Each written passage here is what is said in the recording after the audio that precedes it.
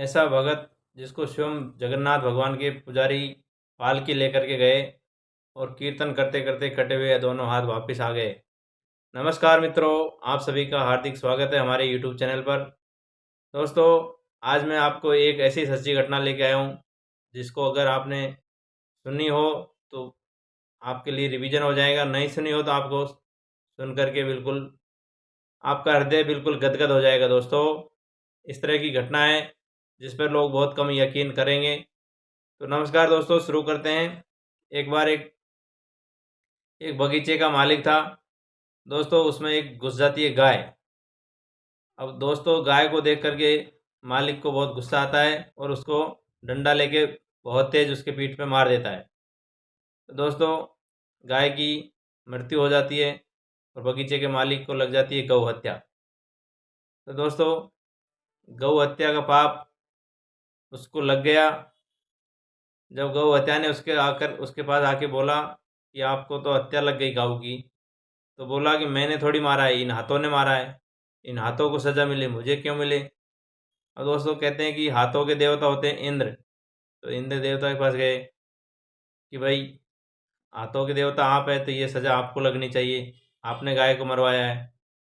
दोस्तों, इंद्र भगवान भी थोड़ी देर तो चक्कर में पड़ गए, फिर बाद में थोड़ा दिमाग लगाते हैं और कहते हैं कि जब मन में ये सब बात आई कि गाय को मारना है, बुद्धि में जब ये दिमाग में आया कि गाय को मारना है, तो अभी तो हाथ ने मारा, हाथ ऐसे थोड़ी नहीं मार देंगे। दोस्तों, बुद्धि के देवता होते हैं ब्रह्मा जी। जाते हैं आप ब्रह्मा जी के पास कि ये आपने बुद्धि को प्रेरणा दी कि आप गाय को मारो, इसलिए हाथों ने गाय को मारा है, तो ये पाप लगा आप बुद्धि को। तो ब्रह्मा जी भी चक्कर में पड़ गए कि ये गौ हत्या का पाप आखिरकार इसको लगा किसको। ब्रह्मा जी भी थोड़ा दिमाग घुमाते हैं और सोचते हैं कि अगर पैर चल करके नहीं जाते तो ये कैसे मार लेता। तो दोस्तों, पैरों के देवता होते हैं भगवान नारायण। और आप सभी जानते हैं कि ज़्यादातर पैर छुए जाते हैं, पैर पूजे जाते हैं। तो पैरों में देवता का निवास होता है, नारायण भगवान का, इसीलिए पैर छुए जाते हैं। दोस्तों, मैं भी आपसे आशा यही करता हूँ कि अपने बड़े बुजुर्गों का सम्मान करें, आदर करें, पैर छुए, ताकि भगवान नारायण की कृपा आप लोगों पर बनी रहे। अब जब हत्या भगवान नारायण के वहाँ पहुँच गई, तो भगवान नारायण कहते हैं कि आप 2 दिन का मुझे समय दीजिए, मैं इस मृत्यु का जो गौ हत्या का जो पाप लगा है उसका असली हकदार कौन है, मैं ये देखना चाहता हूँ। क्योंकि वो मालिक था बगीचे का, वो बड़ा उस्ताद था, कर्म उसने किया और पाप दे रहा है हाथों को और अपनी बला को दूसरे के हवाले कर रहा है। तो दोस्तों, भगवान नारायण एक चरवाहे का रूप धारण करके आते हैं और उसी बगीचे में एक गाय को वापस से एंट्री दिलवाते हैं, जो कि सब माया थी भगवान की। गाय वापस से घुसती है और से वो जो मालिक था बगीचे का फिर दोबारा से लठ लेकर के तैयार हो जाता है और गाय को मारने की तैयारी कर ही रहा था। तो चरवाया वहाँ पर, जो भगवान रूप बने हुए चरवाए थे, वो बोलता है कि भाई रुक जा 2 मिनट, ये तुम्हारी जो खेत है, ये खेत किसका है? कि मेरा है। डंडा? कि डंडा मेरा है। हाथ? कि मेरा हाथ है। कि मेरा है सब कुछ, मैं इसको मारूंगा, मेरे बगीचे में आइए। तो कि ठीक है, तुमने 3 दिन पहले जो गाय को मारा था उसका पाप भी तू ही भुगत। दोस्तों, आप अच्छे कर्म करते हो तो उसका फल भी आप ही को झेलना है, बुरे कर्म करते हो तो भी आप ही को झेलना है। तो इसी प्रसंग में दोस्तों उसको फिर सज़ा भोगनी पड़ती है गौ हत्या का। और अभी हम शुरू करते हैं। जो जिसका कर्म होता है उसी को झेलना पड़ता है। इसी प्रसंग पर एक कहानी है दोस्तों, आपने सुनी होगी सदना कसाई के नाम से। सदना कसाई जो कि पूर्व जन्म में एक महात्मा होते थे। एक बार क्या होता है दोस्तों, एक कसाई गाय का पीछा करते करते जा रहा था। गाय थोड़ी आगे पहुंच गई, उसको कहीं गाय नहीं दिखाई दे रही। संत से पूछा महात्मा से कि मेरी गाय इधर आई थी कोई? तो गाय ने इशारा करके बोला कि इधर की तरफ गई है। दोस्तों, वो कसाई था, उसको संत को मालूम भी था कि ये इसके पीछे पड़ा हुआ है, इसको मारने के लिए पकड़ रहा है। फिर भी संत ने उसको इशारा करके बता दिया। तो उसको थोड़ा पाप भगवान ने दिया अगले जन्म में जाकर के। तो उसी की कथा है दोस्तों। सतना कसाई एक बार एक छोटा सा उनको जो एक गोल गोल सा पत्थर होता है उसको शालिग्राम कहते हैं दोस्तों। शालिग्राम पत्थर गंडकी नदी में नेपाल के पास मिलते हैं। उसकी भी एक कहानी है, जो भगवान विष्णु का ही अवतार मानते हैं शालिग्राम को। जो तुलसी और शालिग्राम की कथा आप लोगों ने सुनी होगी, जिसको वृंदा नाम की वृंदा नाम की एक भगत थी राक्षस कुल में, उसने भगवान विष्णु को श्राप दे दिया था। उसकी वजह से ही शालिग्राम मतलब भगवान विष्णु पत्थर के हो गए थे। तो दोस्तों वो शालिग्राम, ये जो कसाई है सदना कसाई, इसको मिले और उसकी वो सेवा पूजा करे और उसको अपने तराजू में दिन भर झुलाता रहे। और जो भी, अब देखो दोस्तों, उसका कर्म था मांस बेचने का। जो भी उसके पास कस्टमर आता है, 1 किलो तोल दो तो भी उसी से तोलता, 2 किलो तोल दो तो भी उसी से, 3 किलो तोलता तो भी उसी से, 5 किलो तो उसी से। दोस्तों वो जो शालिग्राम पत्थर था, उससे दिन भर आधा किलो हो 1 किलो हो सबको उसी से, उसको तो खाली आदेश देना था कि आधा किलो तोलना है, तो उसमें अपने आप ही आधा किलो तोल के चला जाता था। अब एक बार एक कोई संत इधर से निकल रहा था, उसने देखा कि ये जो पत्थर है इसकी तराजू में, ये तो शालिग्राम भगवान है, शालिग्राम का पत्थर है। तो दोस्तों उसने कहा कि आप ये क्या कर रहे हैं, अनर्थ कर रहे हैं, भगवान का ये रूप है, इसको आप अपनी दुकान में सजाए हो, मांस तोलते हो, अनर्थ कर रहे हो।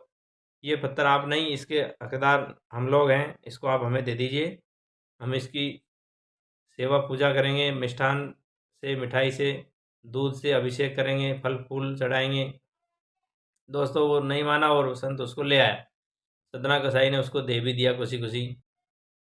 अब दोस्तों होता है क्या, रात को उस साधु को स्वप्न आता है और भगवान बिलखते हुए बोलते हैं कि हे साधु, तू कहाँ ले आया मुझको, मैं तो मेरे उसी भगत के पास खुश था जो दिन भर ईच एंड एवरी टाइम भगवान नारायण का भजन करता था। ओम नमो भगवते वासुदेवाय, ओम नमो भागवते वासुदेवाय, ओम नमो भगवते वासुदेवाय, और मुझे हमेशा से मेरे झूले देता था तराजू में रख करके ऐसे। तो मैं तो उसी के पास खुश हूँ और आप मुझे वहीं पे छोड़ आओ, मैं आपके पास परेशान हूँ। तो दोस्तों रात को 12-2 बजे थे।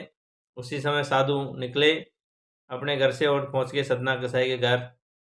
जैसे ही उसने अपने स्वप्न के बारे में बताया कि माफ़ करना, मैं ये आपके पास से ले गया, भगवान ने मुझे स्वप्न में आके बोला कि मुझे तो मेरे भगत के पास ही छोड़ना है।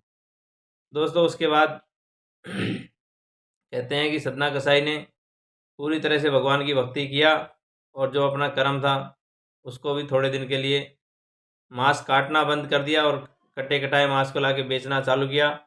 और उसके 2-3 महीने बाद वो वहाँ से निकल लिया कि मुझे तो अब ये धंधा ही बंद करना है और भिक्षा मांग मांग करके खा लूँगा, और मैं मेरे ठाकुर को ले जा करके, जो शालिग्राम भगवान थे, उसकी सेवा पूजा करता रहूँगा मांग के, जैसे भी जो मिले भगवान की कृपा से। अब जो दोस्तों निकल लिया पैदल भगवान श्री हरि नारायण भगवान जगन्नाथ भगवान के दर्शन के लिए। तो दोस्तों ऊपर वाले की मर्जी, शाम होती है, फिर एक किसान के घर रात को एक गांव में जाके ठहरता है।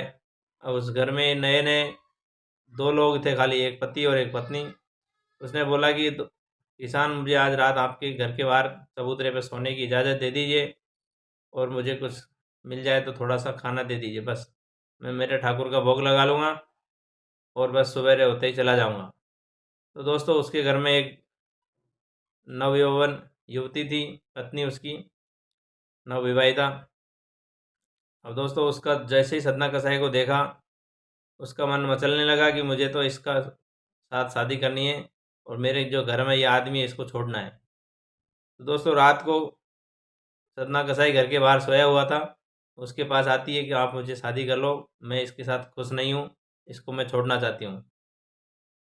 सदना कसाई ने उससे विनम्र विनती करी कि हे माता, हे बहन, ये तू क्या कर रही है, मैं तो भगवान विष्णु के अवतार का दर्शन करने जा रहा हूँ, मैं ये सब नहीं कर सकता, आप अपने परिवार में खुश रहिए, मुझे बख्श दीजिए मेहरबानी करके। लेकिन औरत जात वो नहीं मानी और वो बोला कि आपको अगर इसकी आदमी की परवाह है तो मैं इसको तो अभी हटा देती हूँ रास्ते से, लेकिन आपको मेरे साथ शादी करनी पड़ेगी। उसने कहा कि ऐसा अनर्थ मत करो देवी, मैं तो यहाँ से चला जाऊँगा सुबह होते ही, आप ऐसा अनर्थ नहीं करिए और आप उसके साथ खुश रहिए। लेकिन औरत जात नहीं मानी और निकल गई तलवार लेकर के, अपने पति के धड़ से गर्दन अलग कर देती है। तो दोस्तों अब वो उसने अपने आदमी को भी मार दिया, इसको पति बनाना चाहती है, लेकिन ये भी मुकर गया कि मुझे तो पति नहीं बनना है तुम्हारा, मुझे शादी नहीं करनी है, मुझे तो भगवान के दर्शन के लिए जाना है। आज गलती से आपके यहाँ क्या ठहर गया कि आप तो मेरे ऊपर इल्ज़ाम लगाए जा रही हो बार बार। अब वो दोस्तों त्रिया चरित्र, जैसे कि आप जानते हो, हमीर हट और त्रिया चरित्र, ये बहुत दोस्तों एक एक कहावत है, त्रिया तेल और हमीर हट चढ़े ने दूजी बार। त्रिया पे तेल दूसरी बार नहीं चढ़ता और हमीर की हट एक बार से दूसरी बार नहीं होती। राजा हमीर, जो कि 1100 1200 1300 के आसपास, जो सन 1300 ईस्वी के आसपास के राजा थे, तो दोस्तों उसने अपना त्रिया चरित्र रच डाला और रात को ही रोने बिल्लाने लगी। बोली कि इस आदमी ने मेरे पति को मार दिया और ये मेरे साथ ज़बरदस्ती कर रहा है। मोहल्ले के लोग जाग गए सब और आकर के उसको पकड़ लिया, बांध दिया और पीटने लगे सब लोग। दोस्तों सुबह होते ही राजा के दरबार में पेश किया जाता है कि दोस्त इसने इसका पति मार दिया है, इसको जो भी सज़ा देनी हो। दोस्तों राजा बोले कि ये पाप इसने इसके हाथों से किया है, इसलिए इसके दोनों हाथ कटवा देते। अब दोस्तों वो भगवान का भक्त था, उसने सोच लिया कि जो भी मुझे खुशी मिले भगवान की कृपा, जो भी मुझे दुख मिले भगवान की कृपा, हाथ कट गए तो भगवान की कृपा। ये ज़िंदगी पूरी उसको समर्पण ठाकुर को, चाहे जैसे रखे, उसने तो सोच लिया था। अब दोस्तों कहते हैं कि उसके हाथ भले ही कट गए, लेकिन उसके हाथ कटते समय दर्द नहीं हुआ और दूसरे दिन कटे हाथों को लेकर के अपने ठाकुर को, जो शालिग्राम भगवान में थे, उसको लेके निकल लिए और वही ओम नमो भगवते वासुदेवाय, ओम नमो भगवते वासुदेवाय करते करते पहुंच जाते हैं जगन्नाथ। महीने भर 2 महीने जैसा भी टाइम लगा, दोस्तों भगवान जगन्नाथ को उधर सपने में आते हैं। पुजारी को बोलते हैं कि मेरा एक भगत आ रहा है, अनन्य भक्त, उसको पालकी में आप लेके आइए। दोस्तों भगवान के जो पुजारी थे उसके लिए पालकी सजाते हैं। उनको पहले ही बोल दिया था कि भाई दोस्त के कटे हुए हाथ हैं, आप पहचान लीजिएगा। तो दोस्तों जैसे ही उसके हाथ कट भी गए तो भी उसने दुख नहीं माना, ऊपर वाले को बोल दिया कि ठाकुर जैसे आप हैं वैसे ही मुझे बना दिया, मुझे कोई आपत्ति नहीं है। तो दोस्तों भगवान जगन्नाथ की कैसे रचना हुई, कैसे उत्पत्ति हुई, ये भी मैं आपको बताऊंगा कभी अगले वीडियो में, क्योंकि वहाँ पे जो भगवान विष्णु हैं, भगवान ठाकुर नारायण हैं, उनके भी दोनों हाथ और दोनों पैर अधूरे ही थे। इसकी भी एक लंबी कहानी है, तो अनदर वीडियो में इसको बता दूंगा दोस्तों, कैसे भगवान जगन्नाथ की आज भी अधूरी मूर्तियां हैं, लकड़ी के विग्रह हैं, उनकी पूजा की जाती है। दोस्तों भगवान के पुजारी आते हैं और उसको पालकी में बैठा के ले जाते हैं, तो वो तो अपनी बस मस्ता बस कि श्रीमन नारायण श्रीमन नारायण श्रीमन नारायण, ओम नमो भगवते वासुदेवाय। पुजारी आते हैं और उसको पालकी में बैठा करके कंधे पे लाद के चल देते हैं और ठाकुर के सामने दर्शन करवाते हैं जगन्नाथ भगवान के। तो वो कीर्तन करता है कि श्रीमन नारायण भगवान विष्णु की जय हो, ओम नमो भगवते वासुदेवाय। इस तरह से वो अपना ऊपर हाथ करके कीर्तन कर रहा था। दोस्तों उस ठाकुर की कृपा हुई, जैसे ही वो ऐसे ऊपर हाथ करके कीर्तन कर रहा था तो उसके हाथ अचानक दोनों प्रकट हो जाते हैं और दोनों हाथ पहले जैसे हो जाते हैं।